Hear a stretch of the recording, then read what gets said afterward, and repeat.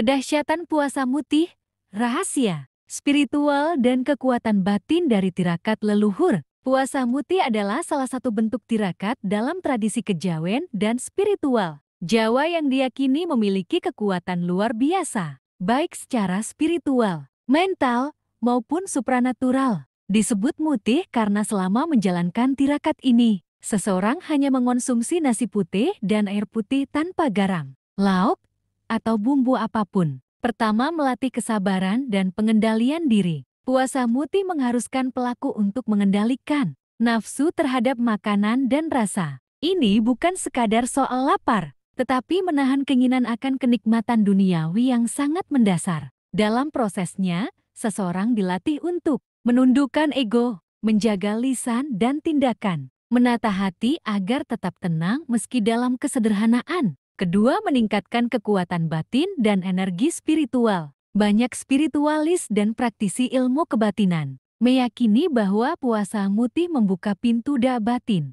Setelah beberapa hari menjalaninya, pelaku akan lebih peka terhadap energi halus seperti kemampuan membaca firasat, memahami bisikan gaib, intuisi tajam, kekuatan spiritual meningkat seperti saat melakukan wirid, mantra, atau semedi. Ketiga, membuka pintu gaib dan ilmu hikmah. Dalam kepercayaan tertentu, puasa mutih sering menjadi syarat untuk membuka berbagai ilmu supranatural, seperti ilmu pengasihan daya tarik alami, ilmu pelindung diri kebal, pagar gaib, ilmu pelet, ilmu kerejekian, dan ilmu pemikat. Syarat ini biasanya ditambah dengan amalan wirid, sholawat, atau mantra tertentu selama puasa. Keempat, membakar energi negatif dalam tubuh. Secara metafisik, nasi putih dan air putih dianggap sebagai makanan yang netral dan suci. Saat tubuh hanya diberi makanan murni, maka racun batin, dendam, amarah, iri mulai luruh. Aura menjadi bersih dan terang. Energi negatif dari luar lebih sulit masuk ke dalam tubuh. Kelima, menarik rezeki dan hajat terkabul. Banyak orang bertirakat mutih untuk memohon kelancaran rezeki, jodoh, atau hajat besar lainnya. Dalam tradisi leluhur, puasa mutih dilakukan untuk meluluhkan hati orang lain dalam urusan dagang, cinta, atau politik, membuka pintu keberuntungan yang selama ini tertutup, mendapatkan pertolongan gaib, hodam, leluhur, atau wali. Keenam, menjalin koneksi dengan alam gaib. Jika dilakukan dengan laku yang benar dan niat yang suci, puasa mutih dipercaya bisa menjalin hubungan dengan roh leluhur yang bijak, kodam pendamping, penghuni alam gaib yang positif. Bahkan dalam kisah-kisah spiritual Jawa, banyak tokoh seperti Sunan Kalijaga, Mbah Kiai Fos, atau Pertapa Gunung yang menjalankan puasa mutih untuk menyucikan jiwa dan mendapatkan petunjuk ilahiyah, peringatan, dan etika. Meskipun banyak manfaatnya, puasa mutih tidak boleh dilakukan sembarangan. Beberapa catatan penting: harus disertai niat yang tulus, bukan karena ingin kesaktian semata. Dibimbing oleh guru spiritual bila ingin membuka ilmu tertentu, tidak boleh dijalankan dalam kondisi tubuh sakit atau lemah parah. Ritual puasa mutih merupakan salah satu bentuk tirakat dalam budaya spiritual Jawa yang masih dijalani oleh sebagian masyarakat hingga saat ini, terutama mereka yang menekuni laku batin, kejawen, atau ingin mendapatkan kekuatan spiritual dan karomah tertentu. Puasa ini dikenal karena kesederhanaannya, namun berat dijalani karena menahan hawa nafsu secara total. Bukan hanya soal makan dan minum saja. Pengertian puasa mutih. Puasa mutih adalah laku prihatin tirakat dengan cara berpuasa dan hanya mengonsumsi nasi putih tanpa lauk pauk dan air putih saja. Bahkan dalam beberapa versi lebih ekstrem, hanya sedikit nasi dan seteguk air, atau bahkan tanpa air sama sekali. Tujuan dan manfaat puasa mutih: pertama, membersihkan jiwa dan raga, menyucikan diri dari hawa nafsu duniawi, mengendapkan ego dan emosi negatif. Kedua, meningkatkan energi spiritual, memperkuat energi batin dan membuka mata batin sebagai syarat mencapai kesaktian atau menerima ilmu dari alam gaib. Ketiga, melatih kepekaan rasa dan hati, membiasakan hidup sederhana dan tidak bergantung pada kenikmatan duniawi. Keempat, media mendekatkan diri kepada Tuhan sebagai wujud kesungguhan dalam berdoa, meminta petunjuk, atau menebus kesalahan masa lalu. Tingkatan dan lama puasa muti tergantung dari tujuan dan kesepakatan guru spiritual. Puasa muti bisa dilakukan dalam berbagai tingkat. Puasa muti 1 hari untuk pemula atau niat tertentu yang ringan. Muti 3 hari 7 hari umum dilakukan dalam laku tirakat tertentu. Mutih 40 hari selapan. Biasanya untuk keperluan sakral, seperti mencari ilmu gaib, pesugihan putih, atau menuntut karomah. Mutih 100 hari atau 1000 hari. Untuk orang-orang yang ingin mencapai makom spiritual tinggi, sangat jarang dilakukan dan harus dengan bimbingan guru sejati. Tata cara ritual puasa mutih. Pertama, niat. Harus disertai niat yang tulus dan jelas. Biasanya diucapkan dalam hati atau dibimbing oleh seorang guru. Kedua, waktu memulai. Dapat dimulai pada hari-hari tertentu, Senin Kliwon, Jumat Legi, dan lain-lain tergantung perhitungan weton dan tujuan. Ketiga, menu makan. Nasi putih tanpa garam, tanpa lauk, air putih saja. Makan biasanya hanya sekali, sehari, malam atau 2 kali. Pagi dan malam tergantung versi laku. Keempat, pantangan. Tidak boleh berkata kasar, marah, atau berbuat negatif. Menjaga pikiran, lisan, dan tindakan. Menjauhi aktivitas seksual dan kenikmatan duniawi. Kelima, aktivitas. Dianjurkan memperbanyak dizikir, doa, membaca wirid atau kitab suci sesuai keyakinan. Menghindari keramaian atau terlalu banyak interaksi sosial. Catatan penting,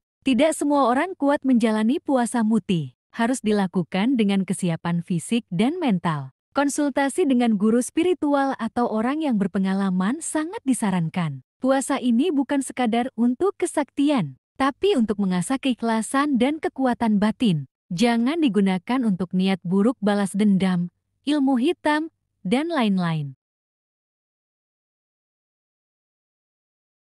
Kedahsyatan puasa mutih, rahasia spiritual dan kekuatan batin dari tirakat leluhur. Puasa mutih adalah salah satu bentuk tirakat dalam tradisi kejawen dan spiritual Jawa yang diyakini memiliki kekuatan luar biasa, baik secara spiritual, mental, maupun supranatural. Disebut mutih karena selama menjalankan tirakat ini, seseorang hanya mengonsumsi nasi putih dan air putih tanpa garam, lauk, atau bumbu apapun. Pertama, melatih kesabaran dan pengendalian diri. Puasa mutih mengharuskan pelaku untuk mengendalikan nafsu terhadap makanan dan rasa. Ini bukan sekadar soal lapar, tetapi menahan keinginan akan kenikmatan duniawi yang sangat mendasar. Dalam prosesnya, seseorang dilatih untuk menundukkan ego, menjaga lisan dan tindakan, menata hati agar tetap tenang meski dalam kesederhanaan. Kedua, meningkatkan kekuatan batin dan energi spiritual. Banyak spiritualis dan praktisi ilmu kebatinan meyakini bahwa puasa mutih membuka pintu da batin. Setelah beberapa hari menjalaninya, pelaku akan lebih peka terhadap energi halus seperti kemampuan membaca firasat, memahami bisikan gaib, intuisi tajam. Kekuatan spiritual meningkat seperti saat melakukan wirid, mantra, atau semedi. Ketiga, membuka pintu gaib dan ilmu hikmah. Dalam kepercayaan tertentu, puasa mutih sering menjadi syarat untuk membuka berbagai ilmu supranatural, seperti ilmu pengasihan da tarik alami, ilmu pelindung diri kebal, pagar gaib, ilmu pelet, ilmu kerejekian, dan ilmu pemikat syarat ini biasanya ditambah dengan amalan wirid, sholawat, atau mantra tertentu selama puasa. Keempat, membakar energi negatif dalam tubuh. Secara metafisik, nasi putih dan air putih dianggap sebagai makanan yang netral dan suci. Saat tubuh hanya diberi makanan murni, maka racun batin, dendam, amarah, iri mulai luruh. Aura menjadi bersih dan terang. Energi negatif dari luar lebih sulit masuk ke dalam tubuh. Kelima, menarik rezeki dan hajat terkabul. Banyak orang bertirakat mutih untuk memohon kelancaran rezeki, jodoh, atau hajat besar lainnya. Dalam tradisi leluhur, puasa mutih dilakukan untuk meluluhkan hati orang lain dalam urusan dagang, cinta, atau politik. Membuka pintu keberuntungan yang selama ini tertutup. Mendapatkan pertolongan gaib, hodam, leluhur, atau wali. Keenam, menjalin koneksi dengan alam gaib. Jika dilakukan dengan laku yang benar dan niat yang suci, Puasa Muti dipercaya bisa menjalin hubungan dengan roh leluhur yang bijak, kodam pendamping, penghuni alam gaib yang positif. Bahkan dalam kisah-kisah spiritual Jawa, banyak tokoh seperti Sunan Kalijaga, Mbah Kiai Fos, atau Pertapa Gunung yang menjalankan puasa Muti untuk menyucikan jiwa dan mendapatkan petunjuk ilahiyah, peringatan, dan etika. Meskipun banyak manfaatnya, puasa Muti tidak boleh dilakukan sembarangan. Beberapa catatan penting, harus disertai niat yang tulus, bukan karena ingin kesaktian semata. Dibimbing oleh guru spiritual bila ingin membuka ilmu tertentu, tidak boleh dijalankan dalam kondisi tubuh sakit atau lemah parah. Baik, berikut lanjutan episode 3 dari kisah ritual puasa Muti. Cerita ini akan melanjutkan alur perjalanan seorang tokoh bernama Surya, yang tengah menjalani puasa Muti demi mencapai kekuatan batin dan membuka gerbang gaib. Episode 4.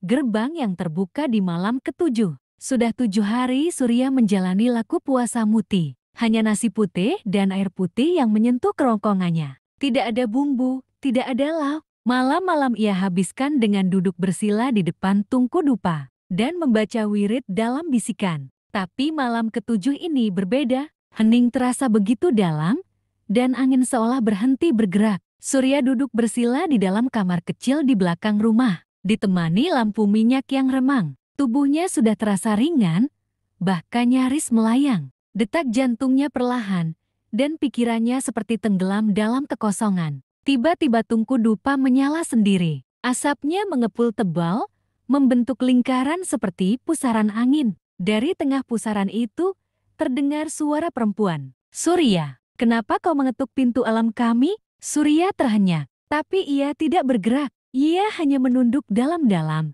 sambil terus membaca wiridnya. "Aku ingin belajar. Aku ingin tahu hakikat diriku," ucapnya lirih. Asap itu berputar makin cepat. Lalu sebuah bayangan perempuan berselendang putih muncul di tengah ruangan. Wajahnya tak jelas, tapi suaranya menggema dalam pikiran Surya. "Kau telah melewati gerbang pertama, tapi belum tentu kau kuat melangkah ke dalam. Aku siap, meskipun tubuh ini harus lebur," sahut Surya. Perempuan itu lalu mengangkat tangan kanannya, dan tiba-tiba tubuh Surya ditarik keluar dari raganya sendiri. Ia melihat dirinya duduk bersila, tak bergerak. Tapi kesadarannya kini melayang. Dibimbing oleh sang perempuan menembus tembok rumah ke arah hutan di belakang desa. Di balik alas senyap, perjalanan batin itu membawanya ke sebuah alas tua yang penuh kabut dan sunyi. Di tengah hutan, berdiri sebuah gapura tua bertuliskan aksara Jawa kuno. Dari dalamnya terdengar suara lonceng dan kidung kuno. "Inilah gerbang jagat rasa," ujar sang perempuan. "Banyak yang ingin masuk, tapi tak semua sanggup menerima apa yang ditunjukkan." Surya melangkah maju, dan saat melewati gerbang itu, tubuhnya seperti tersayat cahaya. Semua dosa, kenangan, kebencian, rasa sakit muncul dalam bentuk makhluk-makhluk mengerikan. Ada sosok ibunya yang pernah ia abaikan, ada ayahnya yang pernah ia benci. Semua datang seperti arwah penasaran. Surya terjatuh, menggigil, tapi ia ingat satu pesan gurunya. Jangan lawan rasa sakit, rasakan, dan terima. Hanya itu kuncinya. Ia pun menunduk, membiarkan semua kenangan menyayat pikirannya. Sampai akhirnya, semuanya menghilang. Hutan menjadi terang, suara burung terdengar, dan sang perempuan berselendang putih kini berdiri di hadapannya. Dengan wajah yang damai, penerimaan ilmu rasa, perempuan itu berkata, "Kau telah membersihkan wadahmu. Kini isi wadah itu dengan cahaya."